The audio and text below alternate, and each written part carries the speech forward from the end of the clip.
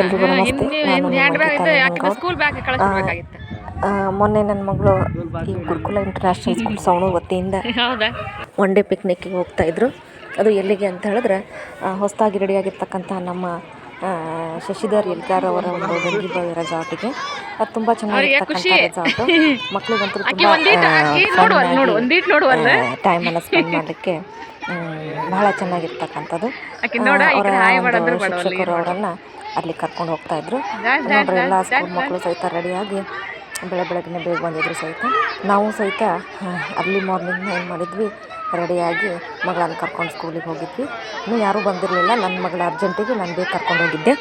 ಈ ರೀತಿಯಾಗಿ ಶಿಕ್ಷಕರು ಏನು ಮಾಡಿದ್ರು, ಎಲ್ಲ ಮಕ್ಕಳು ಬಂದ ತಕ್ಷಣ ಅಟೆಂಡೆನ್ಸ್ ತೊಗೊಂಡು ಒಬ್ಬೊಬ್ಬರನ್ನಾಗಿ ಏನು ಮಾಡಿದರು, ವ್ಯಾನ್ ಹತ್ರ ಕಳಿಸ್ಲಿಕ್ಕೆ ಸ್ಟಾರ್ಟ್ ಮಾಡಿದರು.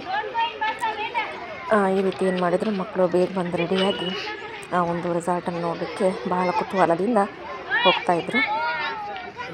ಇಲ್ಲಿ 1 to 7 ತನಕ ಇರ್ತಕ್ಕಂಥದ್ದು ಗುರುಕುಲ ಇಂಟರ್ನ್ಯಾಷನಲ್ ಸ್ಕೂಲ್ ಅಂತಂದು ಹೇಳಿ ತುಂಬ ಚೆನ್ನಾಗಿ ಟೀಚ್ ಮಾಡ್ತಾರೆ.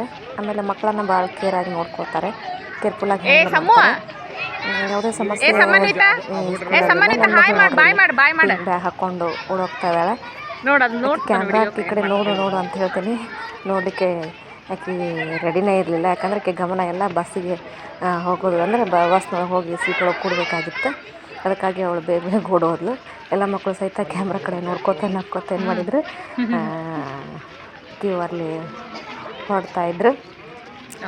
ನಾವು ಸಹಿತ ಭಾಳ ಖುಷಿಯಿಂದ ಏನು ಮಾಡ್ತಿದ್ವಿ, ಅವರಿಗೆ ಬಾಯನ್ನು ಹೇಳ್ತಾ ಕ್ಯೂ ಕಂಪ್ಲೀಟ್ ಆಯಿತು. ನೋಡಿರಿ, ಅವರೆಲ್ಲ ಏನು ಮಾಡಿದರು ಅಂತ ಹೇಳಿದ್ರೆ, ಬಸ್ಸು ಮುಂದ್ಗಡೆ, ಸ್ಕೂಲ್ ಮುಂದ್ಗಡೆ ಬಸ್ಸು ಆ ಒಂದು ಪ್ಲ್ಯಾಟ್ಫಾರ್ಮಲ್ಲಿ ಸ್ಟಾಪ್ ಆಗಿತ್ತು. ಅಂದರೆ ಇವರು KSRT ಬಸ್ಸನ್ನು ಮಾಡಿದರು. ಆ KSRTC ಬಸ್ಸಲ್ಲಿ ಇವ್ರೇನು ಮಾಡಿದರು, ಎಲ್ಲ ಮಕ್ಕಳನ್ನು ಕರ್ಕೊಂಡು ಗಂಗಿಬಾವಿ ರೆಸಾರ್ಟ್ಗೆ ಹೋಗಿದ್ರು. ಅದು ಭಾಳ ಏನು ದೂರ ಇಲ್ಲ, ಇಲ್ಲೇ ನಿಯರ್ ಬೈ ನಮ್ಮ ಒಂದು ಗಾಂವಲ್ಲಿ ಇರ್ತಕ್ಕಂಥದ್ದು.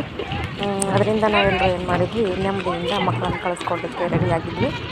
ನೋಡಿರಿ, ಅವರ ಒಂದು ಶಿಕ್ಷಕರು ಏನು ಮಾಡ್ತಾ ಇದ್ದಾರೆ, ಮಕ್ಕಳನ್ನು ಕ್ಯೂ ಅಲ್ಲಿ ಇಟ್ಕೊಂಡು ಅಟೆಂಡೆನ್ಸ್ ಪ್ರಕಾರ ಅವರನ್ನು ಹತ್ತಿಸ್ತಾ ಇದ್ದಾರೆ. ನನ್ನ ಮಗಳು ಸಹಿತ ಇಲ್ಲಿ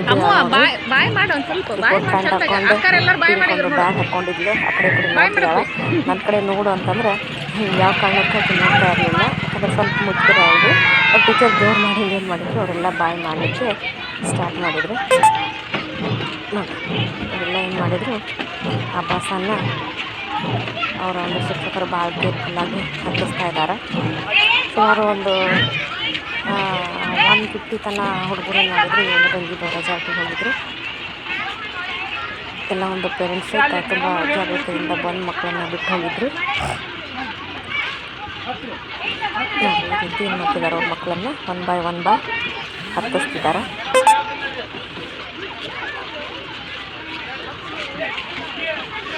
ಈ ರೀತಿ ಮಕ್ಕಳು ಏನು ಮಾಡ್ತಿದ್ದಾರೆ, ಭಾಳ ಕುತೂಹಲದಿಂದ ಬಸ್ ಹತ್ತಲಿಕ್ಕೆ ಹೋಗ್ತಾಯಿದ್ರು. ಯಾರೋ ಒಂದು ಗಮನ ಆ ಕಡೆ ಈ ಕಡೆ ಇರ್ತಿರಲಿಲ್ಲ. ನಾನು ಬಾಯ್ ಮಾಡಿರಿ ಅಂತ ಹೇಳಿದ್ದಕ್ಕೆ ನಾನು ಬಾಯ್ ಮಾಡಲಿಕ್ಕೆ ಸ್ಟಾರ್ಟ್ ಮಾಡಿದ್ದಕ್ಕೆ ಅವರೆಲ್ಲ ಈ ಕಡೆ ಕ್ಯಾಮ್ರಾ ನೋಡಿ ಬಾಯ್ ಮಾಡ್ತಾಯಿದ್ರು. ನನ್ನ ಮಗಳು ನೋಡ್ರಿ, ಬಸ್ ಕುತ್ಕೊಂಡು ಬಾಯ್ ಮಾಡ್ತಿದ್ದಾಳೆ.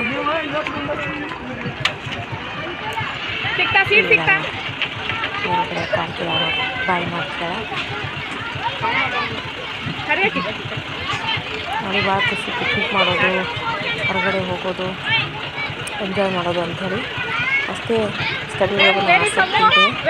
ಹೆಚ್ಚಿನ ಗಮನ ಅವಳು ಏನು ಮಾಡ್ತಿದ್ದಾಳೆ ಅಂತಂದ್ರೆ, ದೇಶ ಸುತ್ತು ಕೋಶ ಓದು ಅಂದರೆ ದೇಶ ನೋಡು, ಕೋಶ ಓದು, ದೇಶ ಸುತ್ತು ಅಂದರೆ ಜಾಸ್ತಿ ಏನು ಮಾಡ್ತಾಳೆ, ನಾಲೆಜನ್ನು ಅವಳು ಹೊರಗಿನ ಪ್ರಪಂಚದಿಂದ ಪಡ್ಕೊಳ್ಳಿಕ್ಕೆ ಇಷ್ಟಪಡ್ತಾಳೆ. ನಾನು ಸಹಿತ ಅವಳಿಗೆ ಯಾವುದೇ ರೀತಿಯ ಫೋರ್ಸ್ ಮಾಡೋದಿಲ್ಲ. ಈ ರೀತಿ ಅವಳನ್ನು ಬೆಳೆಸ್ತಾ ಇದ್ದೀನಿ. ಎಲ್ಲ ನಾಲೆಜನ್ನು ಅವಳು ಅಕ್ವೈರ್ ಮಾಡ್ಕೊಳ್ಳಿ ಅಂಥೇಳಿ, ಅಕ್ವೈರ್ ಮಾಡ್ಕೊಳ್ಳಿ ಅಂಥೇಳಿ. ಯಾಕಂದರೆ ಅವಳಿಗೆ ಅನುಭವ ಆದಾಗ ಮಾತ್ರ ಆ ಒಂದು ಸ್ಥಳದ ಆಮೇಲೆ ವ್ಯಕ್ತಿಯ ವಿಷಯದ ಪರಿಚಯ ನಾವು ಹೇಳೋದಕ್ಕಿಂತ ಚೆನ್ನಾಗಿ ಆಗುತ್ತೆ. ಹಾಗಾಗಿ ಅವಳನ್ನು ನಾನು ಯಾವಾಗಲೂ ಇಂಡಿಪೆಂಡೆಂಟ್ ಆಗಿರಲಿಕ್ಕೆ ಅನುಕೂಲವಾಗುವಂತೆ ಅವಳನ್ನು ಬೆಳೆಸ್ತಾ ಇದ್ದೇನೆ. ಈ ರೀತಿ ಅವ್ರು ಏನು ಮಾಡಿದ್ರು, ಪಿಕ್ನಿಕ್ಕಿಗೆ ಹೊರಟರು. ಬಾಯ್ ಹೇಳಿ ನಾವು ಸಹಿತ ಮನೆಗೆ ಬಂದ್ವಿ. ನಮಸ್ತೆ.